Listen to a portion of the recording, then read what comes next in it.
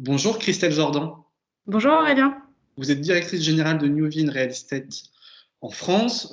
Votre plateforme détient pour 7 milliards d'euros d'actifs de bureaux sur l'ensemble de l'échiquier européen. Récemment, vous avez lancé une plateforme de services dédiée à ces actifs de bureaux. Pourquoi une telle décision? En fait, c'est une démarche qui a démarré il y a un peu plus de 18 mois, parce que nous nous sommes dit comment nos clients, nos locataires peuvent-ils savoir qu'ils sont dans un immeuble Newvin et qu'est-ce qu'on peut faire pour créer une identité Newvin Bureau pour que à chaque fois qu'un locataire a un besoin dans un pays, il puisse se dire bah tiens, je suis déjà locataire dans un autre pays, pourquoi ne pas m'adresser à Newvin parce que j'aime les services que j'y trouve. D'accord. C'était vraiment l'initiation de cette démarche. Et puis, de fil en aiguille, on s'est rendu compte que l'idéal était de créer une vraie plateforme de services pour vraiment avoir une unification de cette offre sur l'ensemble de notre plateforme européenne de bureaux. Et on a rencontré un certain nombre de property managers qui pouvaient offrir ces services. Et notre choix s'est arrêté il y a déjà presque un an sur BNP Paribas Real Estate. Merci pour cette première réponse. Quels sont les objectifs à travers ce nouvel outil qui va être mis sur le marché petit à petit, si j'ai bien compris, avec l'aide de BNP Paribas Real Estate? Alors en fait, il y a différentes étapes. Bon, la première, c'est l'étape de base, on va dire, qui est la gestion locative et technique quotidienne. C'est la plus facile. Mais là où vraiment on n'a pas fait ça juste pour avoir un property manager commun à tous nos actifs, l'idée, c'est vraiment d'avoir créé un partenariat et d'avoir créé cette plateforme avec pour idée que chaque domaine d'intervention et chaque domaine qui va être important dans la vie de nos locataires soit couvert par une démarche cohérente et qui fasse vraiment du sens au niveau pan-européen. Donc parmi ces démarches, il y a comment on va traiter le sujet du développement durable, comment on va traiter le sujet, par exemple, des applications qui se développent sur l'ensemble des immeubles de bureaux, comment on va traiter les sujets de la data, comment on va traiter le niveau de service et la qualité des services et les prestataires de services qu'on va offrir. L'idée, c'est pas nécessairement d'avoir un même prestataire dans chaque domaine pour l'ensemble du patrimoine, parce qu'il y a des cas spécifiques, parce qu'il y a des sujets qui s'appliquent à certains pays, pas à d'autres, mais c'est d'avoir une démarche très cohérente ensemble. Et là-dessus, on s'appuie vraiment sur le savoir-faire de notre partenaire et lui aussi s'appuie sur notre savoir-faire. L'idée étant de passer vraiment en ultime phase à ce qu'on pourrait appeler l'Office 2.0, c'est-à-dire la réalité augmentée du service aux locataires, qui sont au final nos clients les plus importants, et ceux avec nos clients investisseurs évidemment, mais au jour le jour, on a vraiment envie que nos locataires se sentent bien dans nos immeubles, ils trouvent tout ce qu'ils ont besoin d'y trouver, voient que nos immeubles s'adaptent aux conditions qui s'imposent à nous, et du coup aient envie de rester et se sentent bien dans nos immeubles. À quand cette plateforme pour la France? Cette année, l'année prochaine? Alors, toute la phase 1 dont on parlait a déjà été mise en place.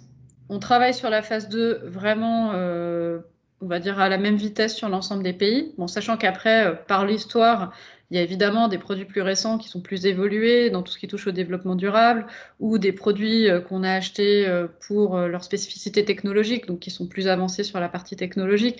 Voilà, chaque actif a vraiment ses spécificités, mais l'idée, c'est qu'on travaille tous ensemble dans tous les pays, dans la même démarche, pour arriver à implémenter ensemble ce qui doit être implémenté dans chaque domaine dès qu'on est prêt à le faire. Donc certains sujets vont arriver rapidement, d'autres vont prendre un peu plus de temps. Quand même un vaste travail avec 7 milliards d'euros Oui, d'actifs oui. bureaux. Il y a un énorme travail. Il faut savoir que cette plateforme européenne au niveau de Newvin, c'est entre 15 et 20 personnes. C'est l'ensemble des gens qui travaillent sur les actifs de bureau. Et donc l'idée, c'est vraiment que tout le monde soit impliqué pour que chacun puisse apporter sa connaissance, des sujets financiers, qui des sujets de développement durable, qui des sujets technologiques, et que à la fois dans nos équipes et dans celles de BNP, il y a un travail collaboratif pour arriver à des solutions qui nous semblent pertinentes de façon commune. Merci Christelle. J'ai peut-être une dernière question en rapport avec l'investissement dans l'immobilier de bureau. Alors aujourd'hui, on entend divers discours comme quoi le bureau serait chahuté, soit par le télétravail ou les plans sociaux et l'économie qui ne va pas bien en rapport de la crise sanitaire. Quel est votre appétit en fait en 2021 pendant cette crise qui perdure, même si on va bientôt être déconfiné, sur l'échiquier européen, mais surtout français? Est-ce qu'on va vous retrouver un investissement cette année et sur les prochaines années sur des opus tertiaires? Alors oui, on espère que vous allez nous retrouver sur des sujets d'investissement. Après, je pense que, un peu comme tous les asset managers, on est très dépendant de ce que souhaitent nos investisseurs finaux. Certains vont peut-être être plus frileux que d'autres. Certains ont des stratégies qui sont évidemment un peu plus complexes à mettre en œuvre aujourd'hui que d'autres.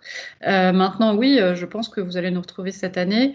En tout cas, on y travaille. Nous, on croit toujours à l'actif de bureau comme étant une classe d'actifs qui mérite qu'on y investisse, qui a de l'avenir, qui doit bien sûr s'adapter aux enjeux de son moment, mais ça c'est vrai de toutes les classes d'actifs et ça a toujours été vrai dans l'immobilier. Si on était resté sur les immeubles de bureau des années 40 ou 50, on serait tous un peu désespérés, je pense. Donc le métier a réussi à faire évoluer ces immeubles au fur et à mesure du temps et a réussi à remplir les défis qui faisaient qu'il fallait que nos immeubles soient en ligne avec les attentes des locataires du moment. Si nos locataires ont besoin d'un peu moins de surface parce qu'ils mélangent du flex office, des optimisations et malheureusement des plans sociaux, on s'adaptera également et on réfléchira à trouver les bonnes solutions. Mais sincèrement, je pense qu'on continuera à investir en bureau, quel que soit le pays, et pour ce qui concerne la France en particulier également. Après, peut-être un peu moins que ce qu'on aurait envisagé si on nous avait demandé il y a 3 ans combien on allait investir en 2021 ou 2022. Ok, bon, on suivra avec attention vos prochaines acquisitions alors. Merci Christelle Avec Zorban plaisir. pour votre participation. Merci Aurélien, à bientôt. Merci à vous de nous avoir suivis. À très bientôt sur BITV.